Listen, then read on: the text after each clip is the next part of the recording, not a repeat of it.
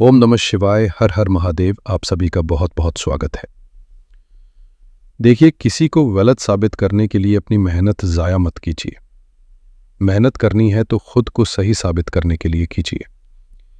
यकीन मानिए, जिस दिन आप अपनी नज़रों में उठ गए ना, उस दिन वो इंसान दुनिया की नज़रों में अपने आप गिर जाएगा। तो दोस्तों, आज हम बात करने वाले हैं वृश्चिक लग्न यानी स्कॉर्पियो असेंडेंट वालों के बारे में। हम जानेंगे कि आने वाला हफ्ता यानी 24 सितंबर से लेकर 30 सितंबर 2025 तक का समय आपकी जिंदगी के कैनवस पर कौन से नए रंग भरने जा रहा है। एक बात याद रखिएगा, ये एक लग्न पर आधारित राशिफल है। ये आपके जन्म के समय से तय होता है और इसीलिए ये चंद्र राशि या सूर्य राशि से कहीं ज्यादा सटीक और पर्सनल होता है। हम यहां सिर्फ और सिर्फ ग्रहों की चाल का गहराई से विश्लेषण करेंगे और समझेंगे कि ये हफ्ता आपके करियर, फाइनेंस, रिश्तों और सेहत के लिए क्या खास संदेश लेकर आया है। तो बस अपनी कुर्सी की पेटी बांध लीजिए और चलिए मेरे साथ इस साप्ताहिक ब्रह्मांडीय यात्रा पर।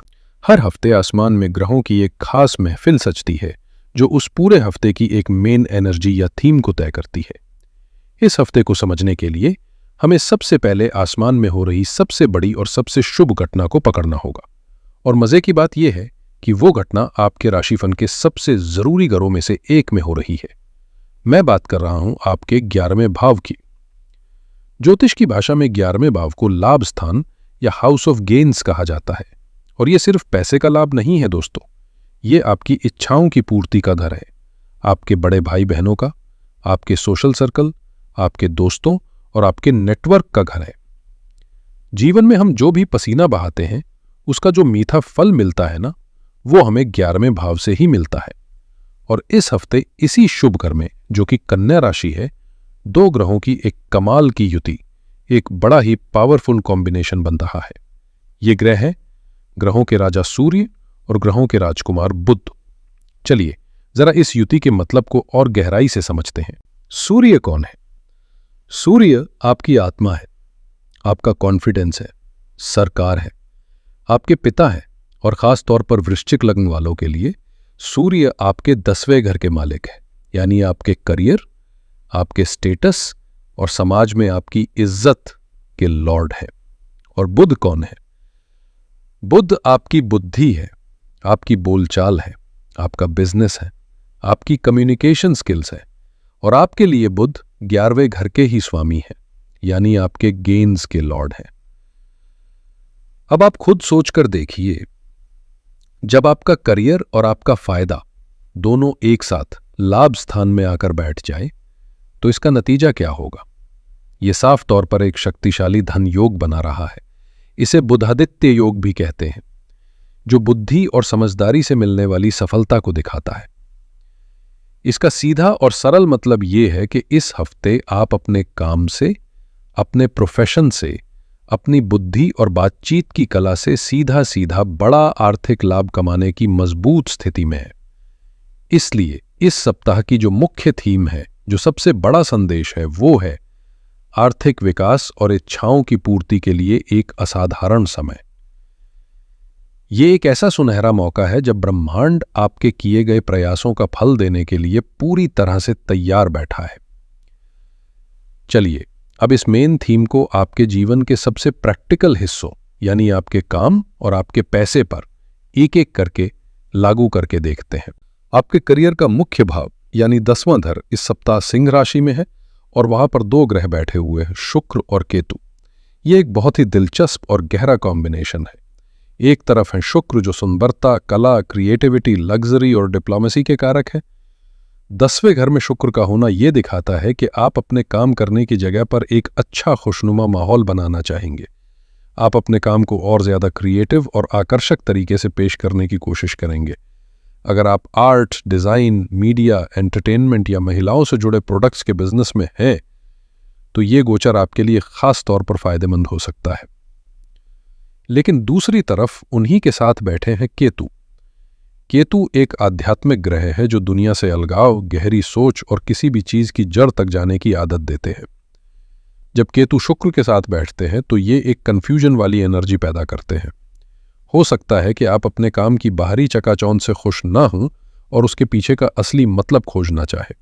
या ये भी हो सकता है कि आपको अचानक अपने काम से एक तरह का डिटैचमेंट महसूस हो और आप कुछ नया, कुछ बिल्कुल अलग करने के बारे में सोचने लगे। केतु यहां आपको अपने प्रोफेशन में एक एक्सपर्ट बनने के लिए, किसी एक स्किल में महारत हासिल करने के लिए भी प्रेरित कर सकते हैं।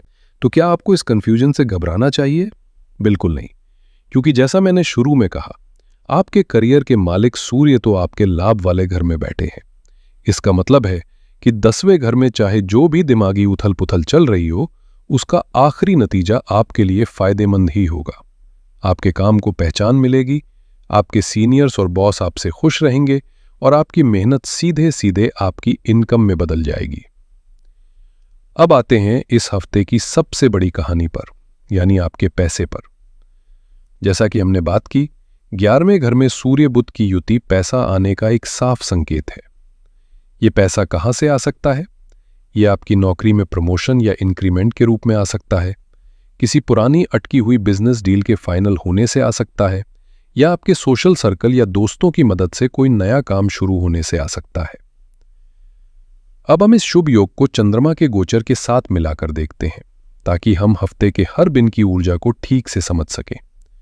हफ्ते की शुरुआत में, यानी 24 और 25 सितंबर को, चंद्रमा आपके 12वें घर में तुला राशि से गुजरेंगे। 12वां घर ज्योतिष में खर्चों का घर होता है। ये विदेश, अस्पताल, छिपी हुई चीजों और अध्यात्म का भी घर है। और यहीं पर आपके लग्न के स्वामी, यानी आप खुद, मंगल भी बैठे हैं। जब आपका मालिक और आपका मंग दोनों ही खर्च के घर में हो, तो ये साफ इशारा है कि हफ्ते की शुरुआत में आपका पूरा ध्यान खर्चों और निवेश की प्लानिंग पर रहेगा। ये कोई बड़ा खर्च हो सकता है, जैसे कोई प्रॉपर्टी खरीदना, विदेश यात्रा की योजना बनाना या किसी पुराने कर्ज को चुकाना। मंगल के यहां होने से आप खर्चों में जल्दबाजी कर सकते हैं, इसलिए मेरी सलाह है कि कोई भी बड़ा फाइनेंशियल कदम उठाने से पहले अच्छी तरह से सोच विचार और प्लानिंग जरूर कर लें। आपकी दी गई जानकारी भी कहती है कि ये शेयर बाजार में बेचने के लिए अच्छा समय है, जो 12वें घर की जाने दो वाली ऊर्जा से मेल खाता है। इसके बाद आते हैं 26, 27 और 28 सितंबर। ये 3 दिन इस हफ्ते के गोल्डन डेज हैं। चंद्रमा गोचर करके आपके पहले घर, यानी आपके लग्न में, आपकी अपनी वृश्चिक राशि में आ जाएंगे। जब चंद्रमा लग्न में आते हैं तो ब्रह्मांड की सारी स्पॉटलाइट आप पर आ जाती है। आपका आत्मविश्वास, आपकी ऊर्जा, आपकी आकर्षण शक्ति टॉप पर होगी।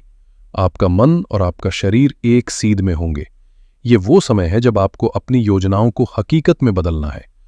24 से 25 तारीख को आपने जो भी फाइनेंशियल स्ट्रैटेजी बनाई थी, उसे लागू करने का, उस मीटिंग को करने का, उस डील पर साइन करने का ये सबसे शक्तिशाली समय है। आपकी जानकारी भी इस समय को फाइनेंस के लिए सबसे अच्छा बताती है, और चंद्रमा का लग्न में होना इस भविष्यवाणी पर मुहर लगाता है।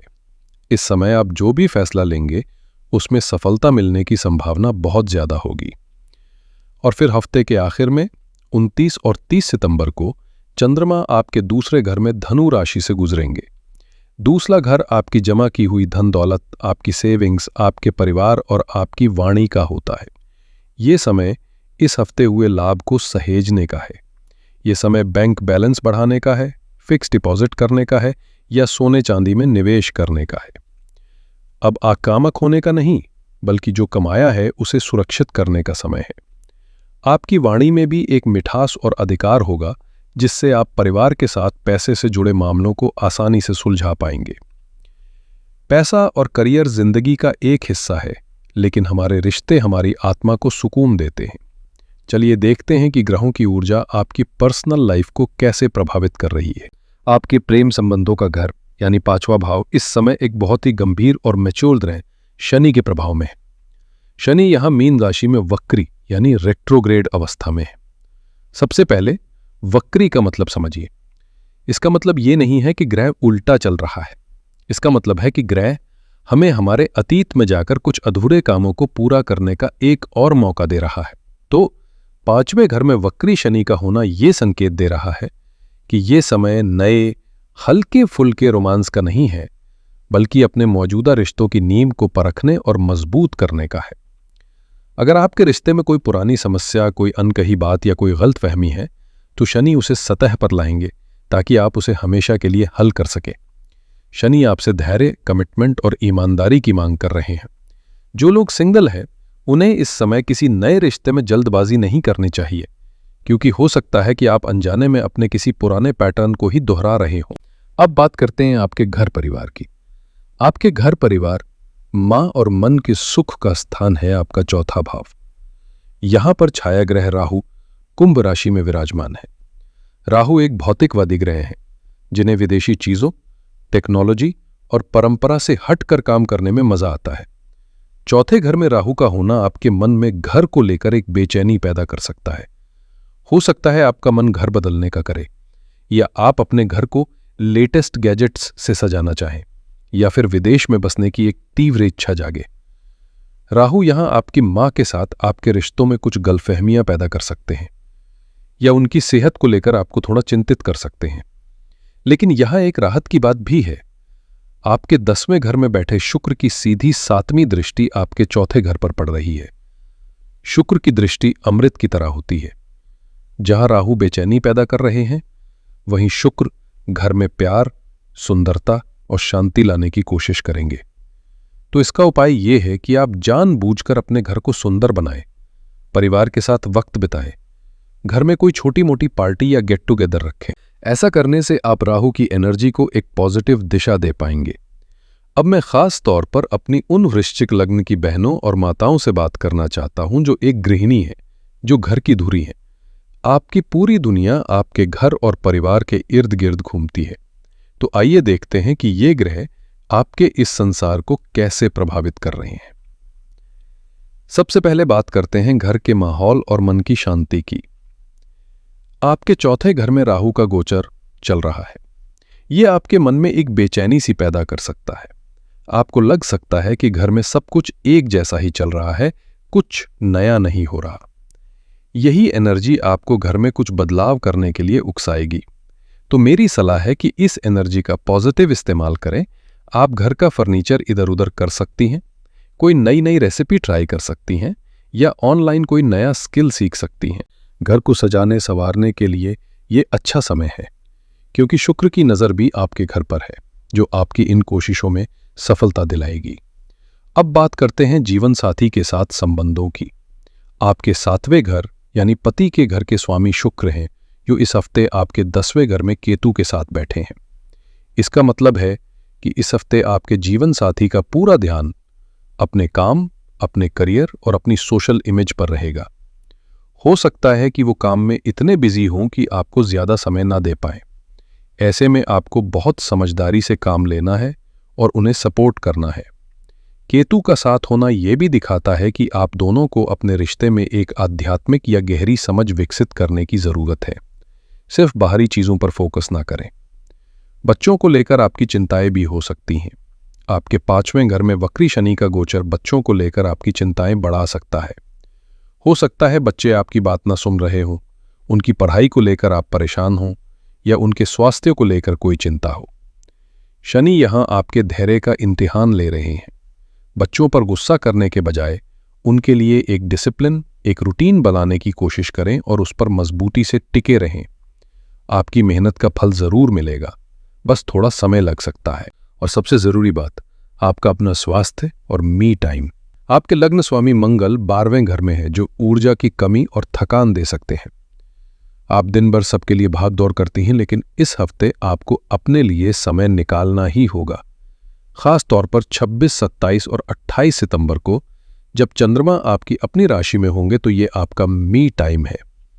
इस दिन अपनी पसंद का काम करें, आराम करें, अपनी सेहत पर ध्यान दें। याद रखिए, जब आप स्वस्थ और खुश रहेंगी तभी आप पूरे परिवार का ध्यान रख पाएंगी। चलिए बात करते हैं सभी के स्वास्थ्य की और देखते हैं कि विद्यार्थियों के लिए यह सप्ताह कैसा रहेगा। वृश्चिक लग्न वालों, स्वास्थ्य के मोर्चे पर यह हफ्ता आपसे खास सावधानी बरतने की मांग कर रहा है। इसका मुख्य कारण है आपके लग्न के स्वामी यानी आपके शरीर और आपकी जीवन शक्ति के मालिक मंगल का 12वें घर में होना। 12वां घर ज्योतिष में हानि, खर्च, अस्पताल और छिपी हुई चीजों का होता है। जब लग्न का स्वामी ही 12वें घर में चला जाए तो ये लग्न हानि की स्थिति बनाता है। इसका सीधा सा मतलब है कि आप अपनी एनर्जी में कमी महसूस कर सकते हैं। आपको थकान जल्दी हो सकती है, या आपकी बीमारियों से लड़ने की ताकत थोड़ी कमज़ोर पड़ सकती है। ख़ास तौर पर नींद से जुड़ी समस्याएं जैसे नींद ना आना या आंखों विशेषकर बाईं आंख से जुड़ी परेशानी दे सकता है। मंगल एक अग्नि तत्व का ग्रह है, इसलिए आपको किसी अंदरूनी इन्फेक्शन या सूजन जैसी समस्याओं से भी सावधान रहना चाहिए। मेरी सलाह है कि इस हफ्ते आप अपनी दिनचर्या को बहुत अनुशासन में रखें। समय पर सोएं, अच्छा पौष्टिक खाना खाएं और किसी भी तरह के जोखिम भरे काम से बचें। गाड़ी चलाते समय खास सावधानी बरतें। किसी भी छोटे से छोटे हेल्थ इशू को नज़रअंदाज ना करें और तुरंत डॉक्टर की सलाह लें। हाँ, 26, 27 और 28 सितंबर को जब चंद्रमा आपके लग्न में होंगे तो आप मानसिक और शारीरिक रूप से काफ़ी बेहतर महसूस करेंगे। ये समय किसी नए हेल्थ रूटीन को शुरू करने के लिए बहुत अच्छा है। छात्रों के लिए ये हफ्ता कड़ी मेहनत का कोई विकल्प नहीं का संदेश लेकर आया है। आपकी शिक्षा और बुद्धि का घर यानी 5वां भाव कर्म फलदाता शनिदेव के प्रभाव में है और वो भी वक्री अवस्था में। वक्री शनि का 5वें घर में होना कंसंट्रेशन में भारी कमी ला सकता है। आपका ध्यान बार बार भटक सकता है, आपको पढ़ाई बोझ लग सकती है और चीज़ों को याद रखने में दिक्कत हो सकती है। शनि यहां आपसे कह रहे हैं कि ऊपर ऊपर की पढ़ाई से काम नहीं चलेगा, आपको हर सब्जेक्ट की गहराई में उतरना होगा। पुराने पढ़े हुए चैप्टर्स को रिवाइज करने के लिए यह समय सबसे अच्छा है। आपको एक बहुत ही सख्त टाइम टेबल बनाना होगा और बिना किसी बहाने के उसे फॉलो करना होगा। आलस्य इस हफ्ते आपका सबसे बड़ा दुश्मन होगा। हालांकि ज्ञान के देवता बृहस्पति आपके 8वें घर से आपके दूसरे घर को देख रहे हैं। ये स्थिति उन छात्रों के लिए अच्छी है जो रिसर्च या किसी गूढ़ विषय की पढ़ाई कर रहे हैं। बृहस्पति की ये दृष्टि आपकी याददाश्त को मजबूत करने और परिवार से सहयोग दिलाने में भी मदद करेगी। तो दोस्तों, चलिए इस पूरे हफ्ते की एनर्जी को कुछ आसान शब्दों में समेट लेते हैं। अगर हम इस पूरे हफ्ते को एक कहानी की तरह देखें तो ये एक ऐसे हीरो की कहानी है जो हफ्ते की शुरुआत में पर्दे के पीछे रहकर अपनी फाइनेंशियल प्लानिंग करता है, फिर हफ्ते के बीच में पूरे कॉन्फिडेंस के साथ स्टेज पर आकर अपने लक्ष्यों को हासिल करता है और सफलता का जश्न मनाता है, और आखिर में अपनी जीती हुई दौलत को संभाल कर सुरक्षित रख लेता है। ये हफ्ता पूरी तरह से आपके फाइनेंशियल ग्रोथ को समर्पित है, लेकिन साथ ही ये आपसे आपके रिश्तों में धैर्य और सेहत के प्रति जागरूकता की भी मांग कर रहा है। आपके लिए इस हफ्ते के सबसे शुभ, सबसे ऊर्जावान और सबसे लकी दिन 26, 27 और 28 सितंबर रहेंगे। इन दिनों आपका मन और आपका शरीर एक बेहतरीन तालमेल में होंगे। आपकी निर्णय लेने की क्षमता और आपका आत्मविश्वास चरम पर होगा। अपने सबसे जरूरी कामों को, खासकर पैसों से जुड़े मामलों को इन्हीं दिनों के लिए शेड्यूल करें। इस हफ्ते आपको 2 बातों पर सबसे ज्यादा ध्यान देना है: फिजूल खर्ची और मन में दबा हुआ गुस्सा। 12वें घर में बैठे आपके लग्न स्वामी मंगल 11वें घर से आए हुए धन को उतनी ही तेजी से बाहर भी निकाल सकते हैं, इसलिए बिना सोचे समझे शॉपिंग करने या कोई रिस्क लेने से बचें। साथ ही ये प्लेसमेंट मन के अंदर गुस्सा और फ्रस्ट्रेशन पैदा कर सकती है, जो आपके स्वास्थ्य और रिश्तों दोनों के लिए हानिकारक है। अब बात करते हैं उन आसान से आध्यात्मिक उपायों की जो ग्रहों की नेगेटिव एनर्जी को शांत करके आपकी पॉजिटिव एनर्जी को कई गुना बढ़ा सकते हैं। पहला उपाय मंगल देव के लिए है। क्योंकि आपके लग्न स्वामी मंगल 12वें घर में हैं, उनकी ऊर्जा को सही दिशा देना बहुत जरूरी है। इसके लिए इस हफ्ते मंगलवार के दिन हनुमान मंदिर जाए और हनुमान जी को एक मीठा पान अर्पित करें। अगर मुमकिन हो तो वहीं बैठकर एक बार बजरंग बाण का पाठ करें। बजरंग बाण का पाठ मंगल की उग्र ऊर्जा को शांत करता है और आपको हर तरह के छिपे हुए दुश्मनों और परेशानियों से बचाता है। दूसरा उपाय विनायक चतुर्थी से जुड़ा है। आपकी दी गई जानकारी के अनुसार इस हफ्ते 25 सितंबर को विनायक चतुर्थी का बेहद शुभ पर्व है। भगवान गणेश को ज्योतिष में बुध ग्रह का कारक भी माना जाता है और वो विघ्न हरता है। इस हफ्ते बुध आपके लाभ भाव में है, इसलिए इस दिन सुबह स्नान के बाद भगवान गणेश की पूजा करें और उन्हें दूवा के साथ साथ 5 हरी इलायची अर्पित करें। ये उपाय आपके लाभ में आने वाली सभी रुकावटों को दूर करेगा और आपकी बुद्धि को तेज करेगा। और तीसरा उपाय सूर्यदेव के लिए है। सूर्य आपके करियर के स्वामी हैं और इस समय आपकी इनकम बढ़ा रहे हैं। उनकी कृपा बनाए रखने के लिए रोजाना सुबह स्नान के बाद 1 तांबे के लोटे में साफ जल, थोड़ा सा गुड़ और एक लाल फूल डालकर सूर्य देव को ओम घृणी सूर्याय नमः मंत्र का जाप करते हुए अर्घ्य दें। ये उपाय आपके मान सम्मान, आत्मविश्वास और करियर में तरक्की के लिए अचूक है। तो मेरे प्यारे वृश्चिक लग्न के दोस्तों, ये था आने वाले हफ्ते का एक लहीद और गहरा विश्लेषण। याद रखिए, आप वृश्चिक लग्न के जातक हैं। आपके अंदर एक फिनिक्स पक्षी की तरह हर चुनौती से लड़कर राख से दोबारा उठ खड़े होने की गजब की क्षमता है। ग्रहों का मार्गदर्शन आपके साथ है। अब अपने कर्म और अपनी इच्छा शक्ति से इस हफ्ते को अपने लिए सबसे बेहतरीन बनाइए। मैं ईश्वर से प्रार्थना करता हूं कि आपका आने वाला सप्ताह धन, धान्य, सुख और समृद्धि से भरा हो। अगर आपको ये वीडियो और मेरी ये कोशिश अच्छी लगी हो तो प्लीज़ इस वीडियो को एक लाइक ज़रूर दें। इस जानकारी को अपने दोस्तों और परिवार के साथ शेयर करें और अगर आप इस चैनल पर नए हैं तो इसे सब्सक्राइब करना बिल्कुल ना भूलें, ताकि हम हर हफ्ते यूं ही जुड़े रहें। अगले हफ्ते आपसे फिर मुलाकात होगी एक नई ऊर्जा और नए मार्गदर्शन के साथ। तब तक के लिए अपना और अपनों का बहुत ध्यान रखिएगा। हर हर महादेव।